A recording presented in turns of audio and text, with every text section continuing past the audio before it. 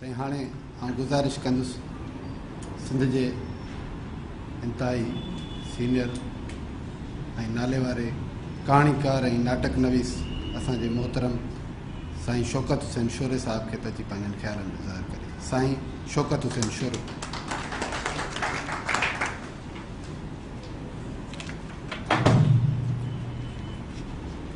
मिर्ज़ा गालिब जो जेके शहर जी सिट है, हक़ तो ये है कि हक़ अदा न हुआ।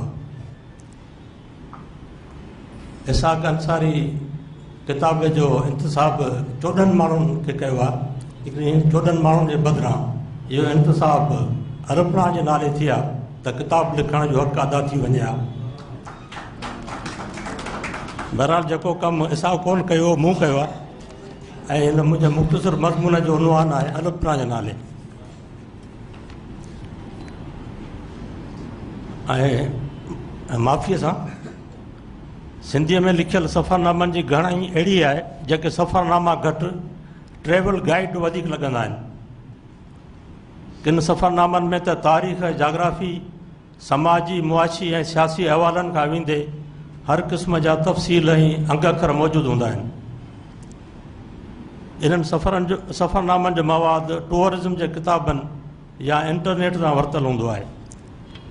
विकीपीडिया, विकी ट्रेवल्स खां सवाइ इंटरनेट ते ॿियूं खोड़ सारियूं वेबसाइट्स मौजूदु आहिनि जंहिंजे वसीले अव्हां खे कंहिं बि जाइ या शइ बाबति मालूमात खपे त उहा अखिचिम में मिली वेंदी। हाणे त दुनिया डिजिटल टूरिज़म तरफ़ वञी रही आहे। गूगल वर्चुअल टूर ऐं स्ट्रीट व्यू जी टेक्नोलॉजी आंदी आहे। ताज़ो गूगल ताजमहल में 3 कैमराऊं लॻाइण जो कमु शुरू कयो आहे। 3 कैमरा ताजमहल जो मुख़्तलिफ़ ज़ावियनि खां फ़ोटो कढे थी ऐं सॉफ्टवेयर जी मदद सां ॾिसण वारनि खे 360 डिग्री जी तस्वीर फ़राहम कई वञे थी, जंहिंसां ईअं महसूसु थींदो आहे त ॾिसंदड़ पाण उन जाइ ते मौजूदु आहे।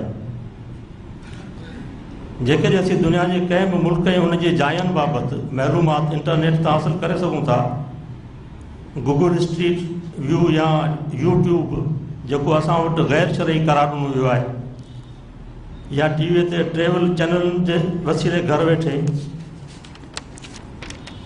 दुनिया ॾिसी सघूं था, त पोइ असीं इसाक अंसारीअ लिखियल सफ़रनामा छो पढ़ूं?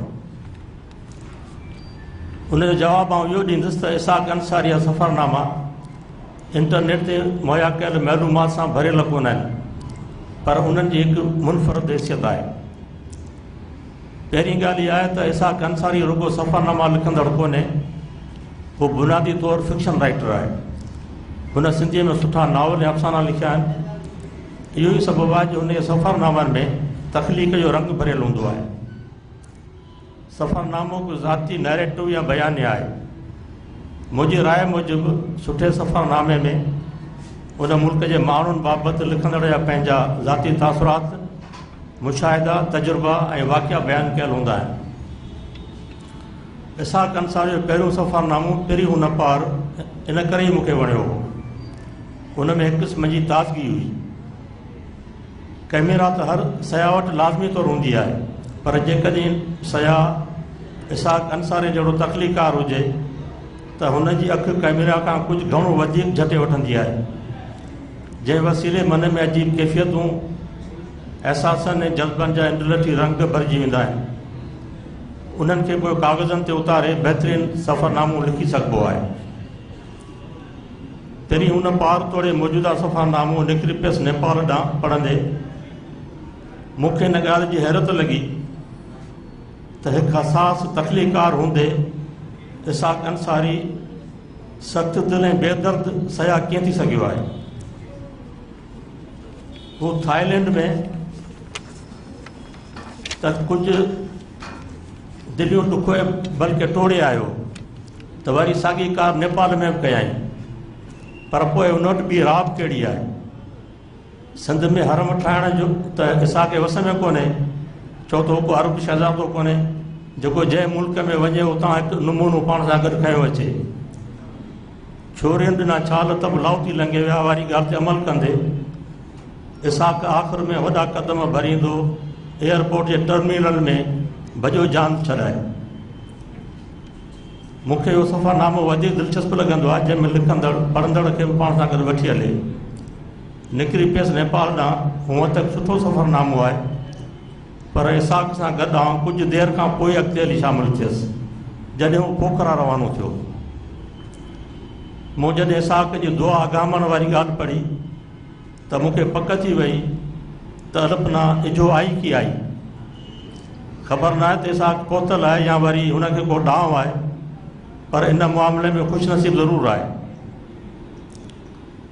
सफ़रनामे जे हिन हिसे में इसाक अंसारी जे तख़लीक़ार वारो रंग निखरियल ऐं निर्वार आहे।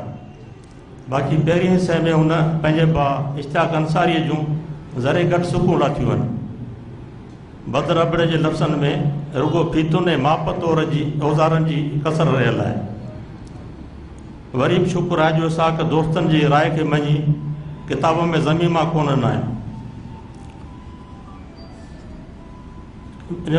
पहिरीं हुन पार किताब जी छपाई अहिड़ी सुठी कोन हुई, पर हीअ किताब तमामु सुहिणो छपियो आहे।